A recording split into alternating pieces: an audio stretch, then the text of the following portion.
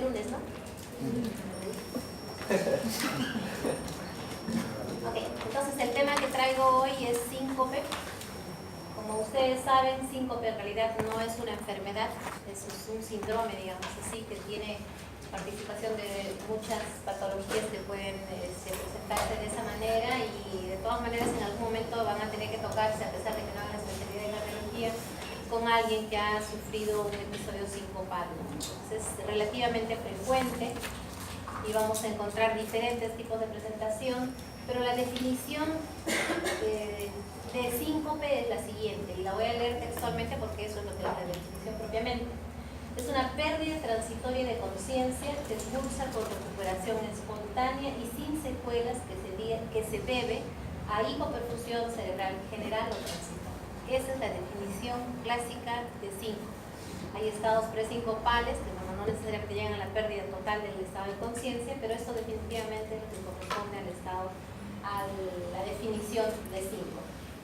Como les había comentado, no son episodios tan infrecuentes. Estas son las estadísticas que manejamos, son estadísticas para variar internacionales. Y el estudio de Framingham, un estudio bastante antiguo que tiene mucha relevancia en cardiología, habla de una incidencia aproximadamente de 6.2 casos por 1000 personas al año.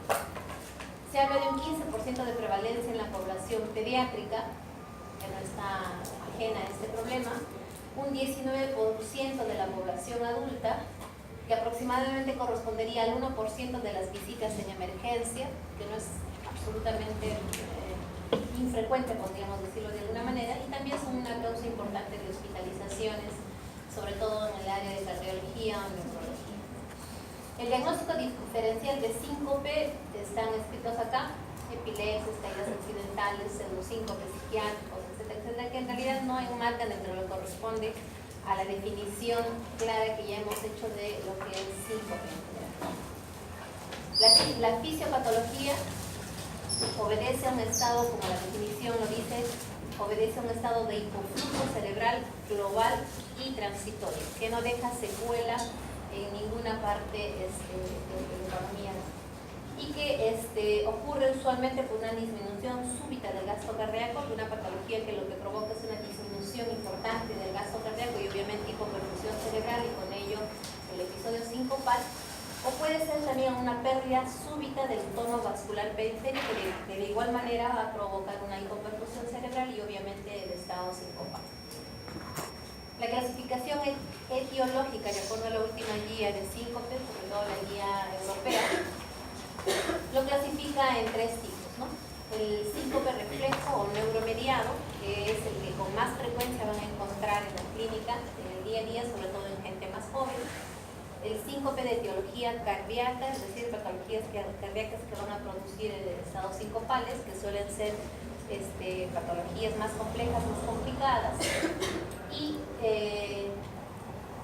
el síncope de etiología de disfunción autonómica, ya sea primaria o secundaria. Entonces, esta es la clasificación de estados sincopales. Entonces, ¿qué es lo que ocurre usualmente? Una disminución súbita de las resistencias vasculares, como ya hemos comentado, que produce hipoperfusión cerebral.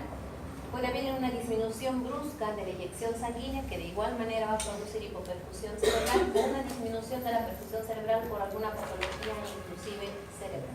Recuerden que la recuperación es total y sin secuelas.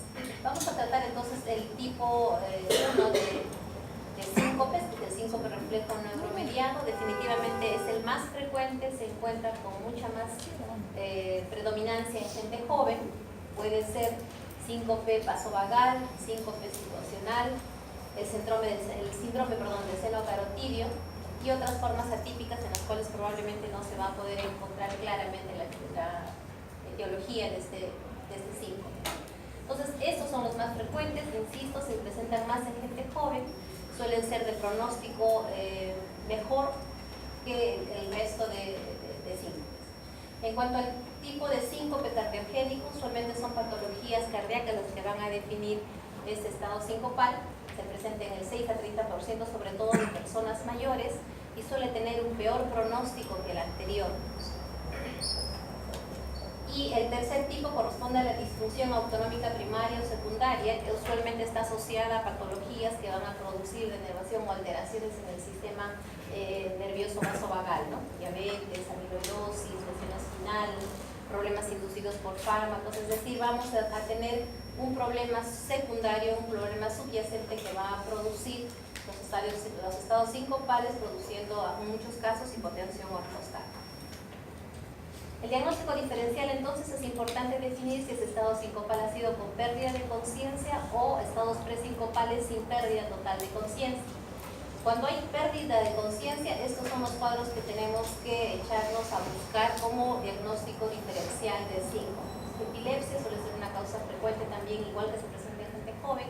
Alteraciones metabólicas, ya sea hipoglicemia, alteraciones de electrolitos, que se presentan ya en gente mayor o que tienen enfermedades concomitantes. El accidente cerebrovascular vértebro-basilar también puede tener una recuperación casi completa, sin trastorno físico-motor importante, que también está dentro de lo que corresponde al diagnóstico diferencial con pérdida de conocimiento. Y en los casos de síncope sin pérdida total de conocimiento, hablar de caídas inexplicadas, sobre todo en gente mayor. El drop attack, no sé si han escuchado qué es el drop attack, son crisis otolíticas que se presentan particularmente en el contexto de una enfermedad de Meniere. Entonces hay como caídas que presenta el paciente sin una pérdida total de conocimiento, ¿no? Y el paciente suelen describirlos como que sienten la sensación de que alguien los hubiera empujado y tienen reiteradamente episodios de caídas sin explicación. El pseudosíncope psicógeno, alteraciones inclusive psiquiátricas de fondo, alteraciones de este tipo básicamente, cataplexia también como diagnóstico diferencial. Entonces vayamos a ver un poquito sobre el tipo 1 de síncope, los neuronalmente mediados. Dentro de ellos están descritos, como ya habíamos visto anteriormente, el síncope vasovagal, el síncope por hipersensibilidad del seno carotidio, los síncopes situacionales asociados a, en algunos casos, por ejemplo, posiciones prolongadas de pie, alteraciones bruscas de temperatura o cosas de ese tipo que pueden provocar episodios sincopales en algunas personas, y la neuralgia del glosofaringio dentro de este primer grupo. Yo creo que vamos a poder, ya que estamos en el tema de cardiología, básicamente precisar los síncopes cardiogénicos, que en realidad es el tema que nos trae particularmente, una revisión somera de todos los cuadros que pueden presentar estados sincopales, y así tenemos las bradiarritmias, dentro de ellas todos los tipos de trastornos de conducción, sobre todo pausas prolongadas que puedan producir hipoperfusión cerebral transitoria, taquiarritmias también por el mismo mecanismo, cardiopatías estructurales que podrían provocar de igual manera hipoperfusión. Dentro de ellas ustedes van a poder relatarme ahora algunas. ¿Cuáles se les ocurre como cardiopatías estructurales que puedan ser causa de síncope? Estenosis aórtica,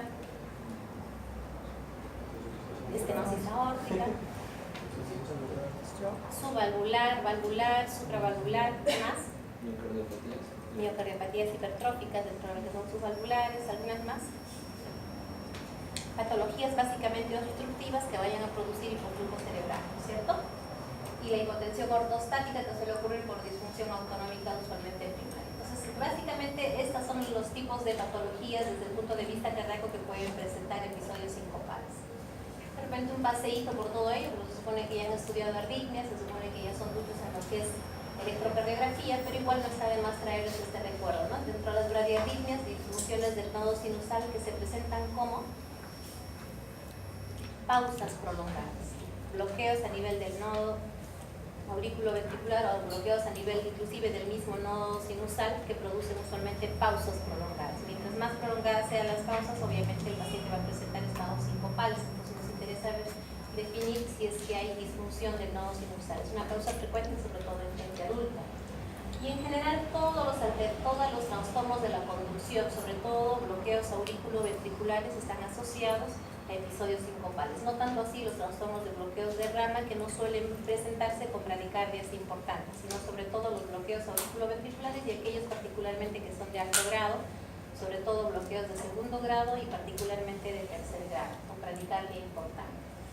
Dentro de las taquicardias también son causa de episodios sincopales, casi todos los tipos de taquicardias, particularmente las taquicardias más complejas, que son las ventriculares de frecuencias muy altas, o también taquicardias supraventriculares. Entonces ustedes ya conocen de sobra problemas de bradiarritmia y de taquiarritmia, pero no quería también dejar de mencionar las famosas canalopatías. No sé si desarrollado ya en lo que corresponde a arritmias, un síndrome que tienen que conocer, el síndrome de Brugada, no sé si les había mencionado o lo han estudiado al respecto, lo voy a tener un electrocardiograma para que lo conozcan ahora o no.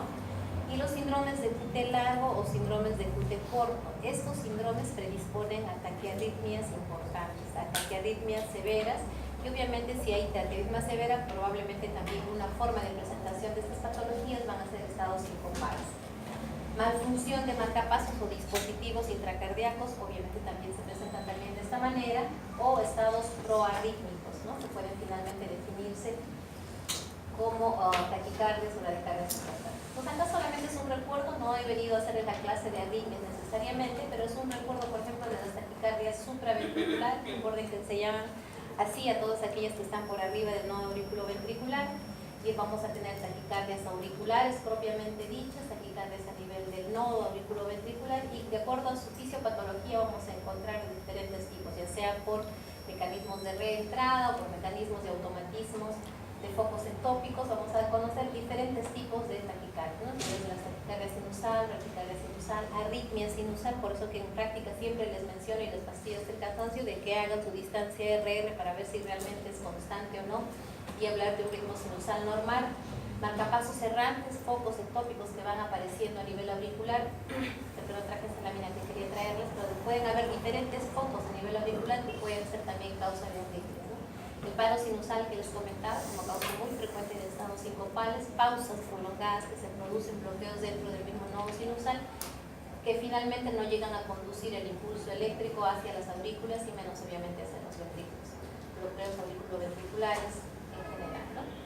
Entonces, simplemente un recuerdo, glúteo, fibrilación y todos los tipos de arritmias. Esta no es una clase de arritmias, sino solamente un recuerdo para que tengamos presente que pueden presentarse estos cuadros como estados sincopales. Los síndromes de preexcitación correspondientes a los síndromes de PR corto, este es el más característico y el más conocido y el que más les gusta pronunciarlos, el síndrome de Wolff-Parkinson-White, que se define como un síndrome de PR corto y presencia de onda delta. No es el único síndrome de preexcitación, ¿no? Existen otros, pero este es el más característico y el más típico y el más frecuente también. ¿Okay? Entonces, estos síndromes de preexcitación suelen predisponer a arritmias severas, arritmias importantes que pueden manifestarse como estados sincopales. Y traerles de recuerdo también que el QRS dentro del contexto de un síndrome de preexcitación va a ser más ancho y la onda delta va a ser más grande mientras más alta sea la velocidad de conducción a través del fascículo adyacente. Recuerden que estos síndromes de preexcitación lo que tienen son fascículos adicionales al sistema de conducción habitual que van a perpetuar el mecanismo de reentrada, y eso es lo que van a producir los fenómenos de taquicardia. Entonces el QRS va a variar tanto de la ubicación como de la velocidad que tenga estos haces anómalos adicionales, y va a tener la presencia o no de onda delta de acuerdo a eso. Y el síndrome de Brugada es un síndrome que siempre lo deben de buscar y lo deben de tener en cuenta. Ha sido descrito recién en los años 90 y tantos, 96 si mal no recuerdo, por los hermanos Brugada. Son unos hermanos españoles que estudiaron estos casos y encontraron que pacientes que tenían muerte súbita o episodios sincopales, generalmente asociados a problemas congénitos, tenían este patrón en el electrocardiograma, y están viendo que tienen casi un patrón como de un bloqueo incompleto de rama derecha con un ST descendente. Esto es lo que se define como el síndrome de Brugada típico. ¿Por qué lo tengo que tener en cuenta? Porque estos pacientes tienen predisposición a hacer arritmias severas, síndrome de Torsades-de-Pons, y obviamente a muerte súbita. Y si no se presenta muerte súbita, en algunos casos pueden presentar episodios sincopales de repetición. Y en realidad hay que buscar. Existen otros patrones un poco menos característicos que esta imagen, pero siempre hay que tener en cuenta la posibilidad de buscar un síndrome de Brugada y que no se les pase por las análisis de diagnóstico y se nos vaya a predisponer a un paciente a, de repente, hasta muerte súbita sin habernos dado cuenta. Y obviamente todas las arritmias ventriculares, ¿no? Todas las arritmias ventriculares, sobre todo aquellas más complejas. Esto es simplemente un recuerdo. Miren, una extrasístole ventricular, usualmente con QRS ancho, con una morfología del QRS totalmente diferente a la morfología de base, ¿no? Presencia de diferentes tipos de extrasístoles ventriculares. Las que suelen ser más peligrosas, aquellas que se presentan asociadas, más de 3 latidos de extrasístoles ventriculares juntas, ya se denomina taquicardia ventricular. Y las que más miedo nos dan son aquellas que se presentan con el fenómeno de RT. ¿Qué significa? Que la onda T todavía no ha terminado y empieza a aparecer un nuevo complejo. Entonces, este tipo de fenómeno de RT predispone con mucha mayor frecuencia a taquicardias severas que pueden terminar en fibrilación ventricular y con la muerte del paciente, ¿no? O estados sincopales también a la repetición. Simplemente un recuerdo de lo que me imagino que conocen. Miren estos tipos de extrasístoles de morfología diferente, solamente para recordarlos que si tienen la misma forma son denominados monomórficos, aislados, o pares o polimórficos, dependiendo cuál sea la forma de presentación de estas extrasístoles. Y acá por los estados ya de taquicardia severísimas, ¿no? De taquicardia ventricular, en este caso monomórfica, porque todos tienen la misma forma de complejos. Acá el flúter ventricular, por ejemplo, que tiene también la imagen más o menos de diente de cierre con ese QR ensanchado característico, taquicardias ventriculares con esa frecuencia como estamos viendo, o estados de bigeminismo, por ejemplo, un tipo y otro tipo alternante, pero diferentes taquicardias ventriculares básicamente. Obviamente el paciente que está en plena taquicardia ventricular no lo vamos a encontrar pues consciente, ¿no? De hecho, lo primero que vamos a encontrar en ese paciente es hipoperfusión importante, y probablemente si llega a ser episodios cortos va a presentar síncope, y si llega a ser un episodio largo, de repente hasta la muerte del paciente. Taquicardias ventriculares polimórficas, la morfología del QR es totalmente diferente, y esta es una de las taquicardias que más tememos. Hay una paciente en el Hipólito hospitalizada en la cama 41, me parece. Los chicos que están rotando me van a hacer acordar, hay unos electros impresionantes, una paciente que ha presentado un torsade points y que dentro de poco se le va a colocar un daño. Luego, enfermedades estructurales cardíacas que van a provocar también síncope. De hecho, enfermedades valvulares, sobre todo las obstructivas, particularmente la que con más frecuencia, ya lo han visto ustedes, estenosis aórtica. Mientras más apretada, menos flujo; mientras más apretada, más posibilidades de episodios sincopales. Isquemia miocárdica, sobre todo cuando se asocian a fenómenos arrítmicos principalmente. Miocardiopatías obstructivas, sobre todo miocardiopatía del septum, que produce obstrucción también, obviamente. Mixomas auriculares, ¿no? Hay en algunos casos mixomas tan grandes que pueden llegar a ocupar prácticamente toda la aurícula, y en algunos casos que hemos visto es impresionante cómo pueden llegar a hacer movimientos de vaivén de entrada y salida entre la aurícula y el ventrículo. Entonces también es una causa frecuente de estados sincopales. Disección aórtica también se describe como tal, taponamiento cardíaco, pericarditis constrictiva, y las tromboembolias pulmonares también como causa frecuente de estados sincopales. En cuanto al tercer tipo de síncope o de clasificación sincopal, son los estados de disfunción autonómica primaria y secundaria. En estos casos usualmente hay una patología asociada, hay una enfermedad de fondo que lo que va a provocar es una enfermedad del sistema nervioso autonómico, una lesión directa del sistema nervioso autonómico, y obviamente va a producir disautonomías y episodios sincopales. En realidad, las que con más frecuencia se asocian: diabetes, amiloidosis, ¿no? Otras como la enfermedad de Parkinson, etcétera, etcétera. Y ahora que se está hablando sobre todo las neuropatías periféricas, particularmente el Guillain-Barré, también puede llegar a presentar en algún momento episodios sincopales cuando ya la lesión está bastante, o cuando ya la alteración está bastante alta. Para la evaluación del síncope en general, del síndrome de síncope, no existe una prueba estándar. Definitivamente no hay una prueba que sea el gol estándar para el diagnóstico, así que tenemos que hacer una historia clínica bastante prolija, evaluando los antecedentes del paciente, evaluando los antecedentes inclusive familiares del paciente, sobre todo de estados sincopales o de muerte súbita, y detallar todos los síntomas que pueda presentar el paciente, ¿no? Y de acuerdo a eso también hay que hacer un examen físico exhaustivo y empezar con los exámenes auxiliares en general. Es importantísimo precisar las circunstancias del evento. Hasta el cansancio hay que relatar que lo que tienen que hacer ustedes en la historia clínica es describir los síntomas que presenta el paciente y desmenuzarlos, tanto en la forma de presentación, la duración, si existen factores desencadenantes al respecto, si alguna posición, alguna actitud lo calma o lo exacerba. Entonces tenemos que ser muy prolijos en la investigación de la anamnesis de estos casos.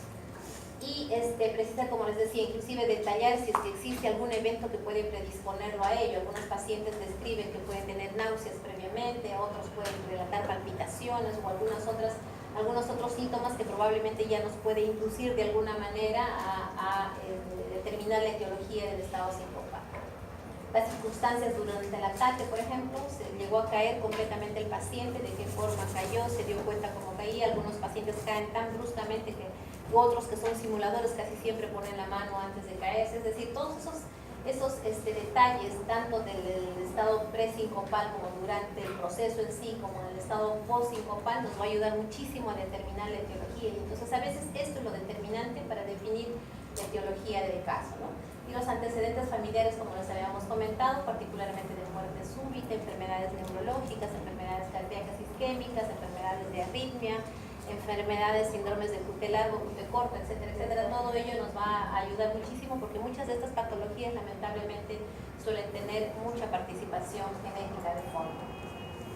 En cuanto a los criterios diagnósticos, pues obviamente tanto la suma del examen físico, del tipo del episodio en sí, como de los exámenes auxiliares, nos va a ir definiendo más o menos el diagnóstico, y así podremos decir que es un síncope vasovagal, es un síncope situacional, y los diferentes tipos de síncope, como podemos precisar en este cuadro. No vale la pena detallarlos porque ya más o menos los estamos comentando. El examen físico, lamentablemente en la gran mayoría de los casos, suele ser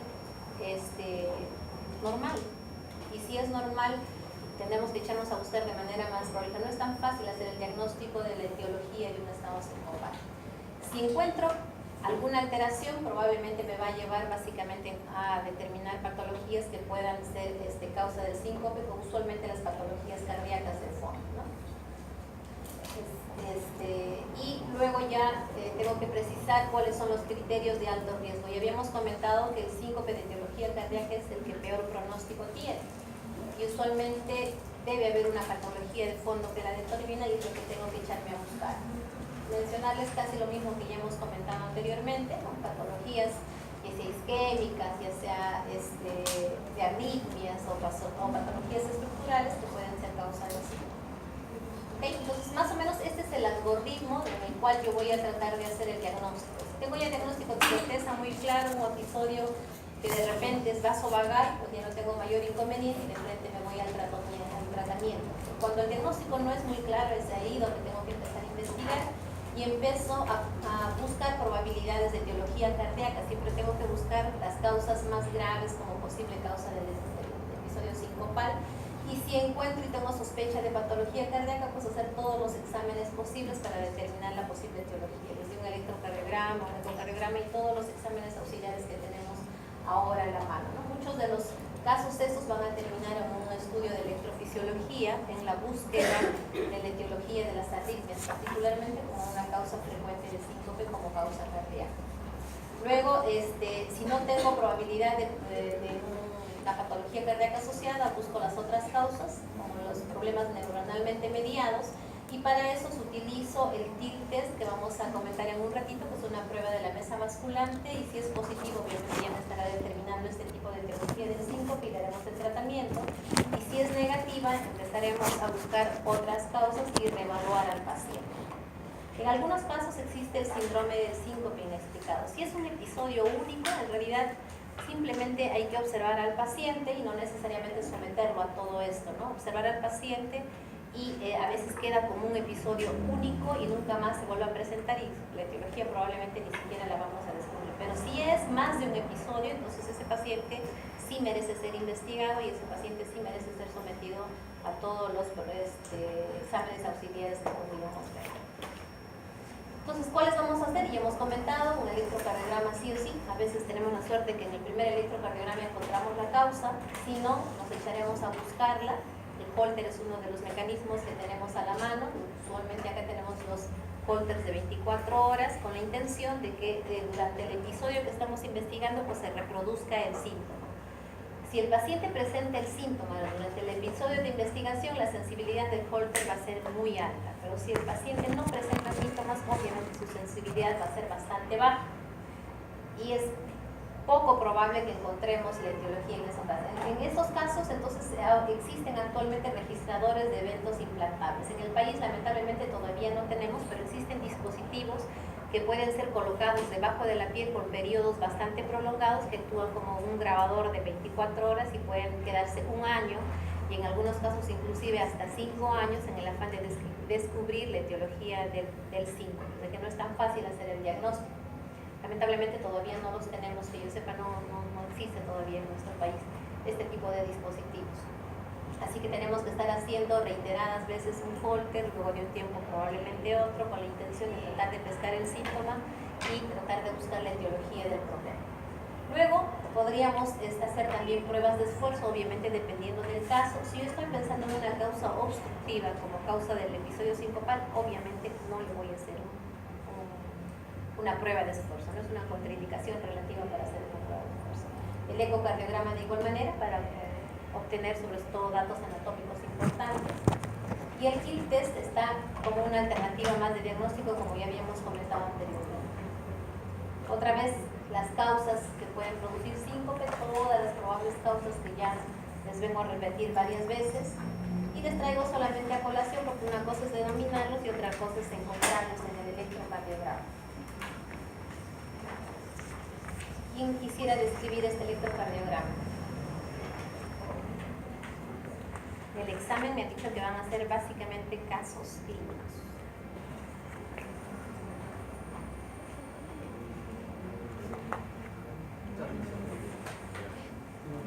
¿Quién se atreve a contarme qué hay en el electrocardiograma?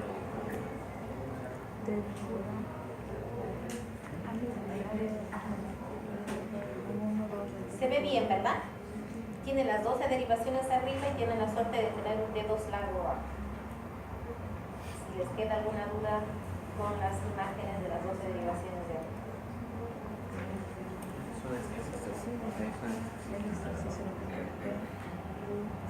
¿Ya tienen la lista?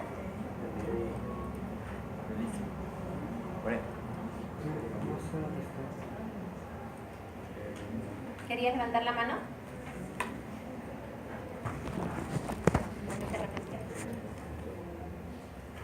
Vamos, diagnóstico.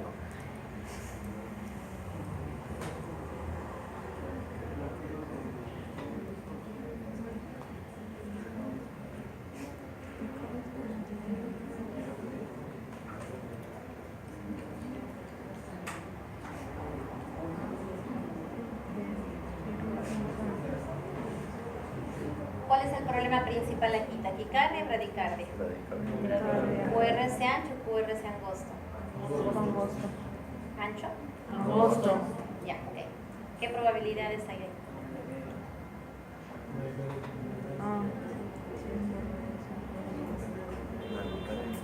Cuando vean un electrocardiograma, siempre vean en la secuencia que se les ha enseñado. Frecuencia cardíaca, ¿es sinusal o no es sinusal?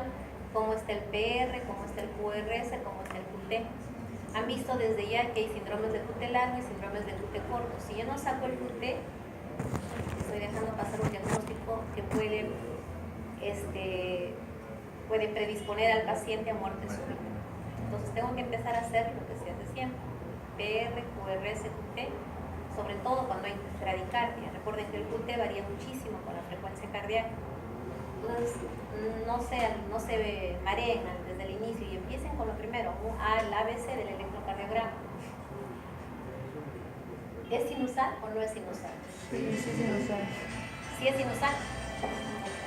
Sí. Ok, es sinusal. ¿Cómo es el PR? Conservador, 0,16. Bueno, no veo exactamente, pero no se ve muy ensanchado, ¿no? No parece más de un cuadradito grande, o sea que probablemente tiene menos de 200 milisegundos. ¿Cuál es el diagnóstico entonces? ¿Por qué traigo este electrocardiograma como una probable etiología de un episodio sincopal? Miren hasta eso, ¿eh? No tengan miedo, muchachos, todavía no voy a ponerles nota. Yo pensé que los estaba aburriendo con todo lo que estaba repitiendo.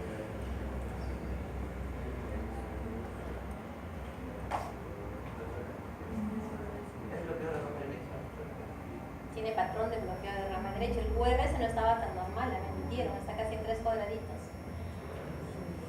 Casi 3 cuadraditos. Tiene patrón de bloqueo de rama derecha. ¿El bloqueo de rama derecha produce síncope? No. Hemos dicho que usualmente los trastornos de conducción de rama no se asocian a episodios sincopales. Okay. ¿Cuál es el problema aquí? Morbix 2, ¿por qué? Porque hay una P que conduce y la otra P no conduce. siempre, por eso les decía, ustedes tienen todo esto y probablemente acá no se van a dar mucha cuenta, pero en este D2 largo de abajo sí. Entonces ustedes van a encontrar onda P que conduce, onda P que no conduce, onda P que conduce y onda P que no conduce, alternando uno conduce y otro no conduce. ¿Eso qué es? Es un bloqueo auriculoventricular de segundo grado tipo móvil. ¿Ok? Entonces de nada sirve que yo esté taquicardias, bradicardias, que los síndromes si no lo vamos a conocer por lo menos en el electrocardiograma. ¿Ok? Listo. ¿Y esto? Igual, arriba tiene las 12 derivaciones y abajo tiene un D2 largo para darse cuenta. ¿Cuánto está? ¿Es sinusal o no es sinusal? La frecuencia cardíaca, PR, QRS, QT, así de fácil se van a dar cuenta.